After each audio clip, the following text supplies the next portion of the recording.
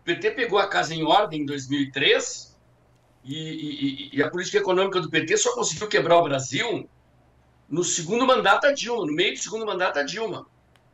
Mas os indicadores como esses que a gente está vendo, aumento do déficit público, aumento do gasto público, quer dizer, você está gastando mais do que arrecada e produzindo déficit, consequentemente vai ter que financiar esse déficit jogando papéis no mercado a juro alto, um impacto no bolso do consumidor, é o que nos leva para o futuro. E qual é o futuro? E aí que mora o perigo. Primeiro, em 2025, Lula nomeia o presidente do Banco Central. Portanto, hoje, a proteção que nós temos com o Roberto Campos Neto no Banco Central, que está pilotando a taxa de juros e contendo a inflação, nós não teremos mais. Será um petista sentado na cadeira de presidente do Banco Central, com a visão de que descontrole das contas públicas não é problema. E teremos, e aí que mora o perigo, o Márcio Pockmann, economista da Unicamp, que já fez estripulias no Instituto de Pesquisa Aplicada quando foi presidente no governo do PT, assumindo a presidência do IBGE, a mando de Lula. E, segundo a imprensa, o Lula quer botar o Márcio Pockmann no IBGE, quer botar o Manteiga na presidência da Vale do Rio Doce, que é uma empresa privatizada, embora tenha participação acionária da FUNCEF, da Previ. O Lula está indo para cima da Vale para tentar meter o Guido Manteiga lá, e também querem mexer em diretorias da Petrobras para botar gente mais alinhada com o PT. E isso, qual é o problema disso? Principalmente da nomeação do Márcio Pockmann. Assim, o timoneiro desse negócio, até agora, desse desastre anunciado, é o Haddad. O IBGE é o radar. O IBGE é que lança os números da economia, que permite fazer projeções sobre o futuro.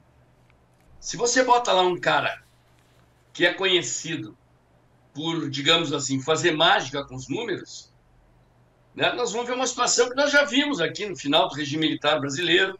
Delfim Neto manipulava os índices de inflação.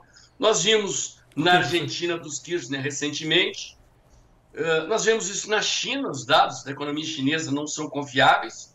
O mercado fica tentando produzir dados próprios para tentar entender o que está acontecendo na economia chinesa, porque o Partido Comunista Chinês manipula números. Na Venezuela se faz isso também. E a confiabilidade nos números sobre a economia é fundamental para o empreendedor se planejar. Felizmente, no Brasil tem concorrência, né? Você tem a Fundação Getúlio Vargas, tem a FIP aqui em São Paulo, tem as consultorias privadas que produzem os seus próprios cálculos e os seus próprios indicadores, mas o IBGE é o que produz os dados oficiais. Quer dizer, se começar a mexer nos números da inflação, nos números do emprego, para tentar maquiar, a pretexto de, digamos assim, mudar a metodologia, qual é a combinação perigosa aqui?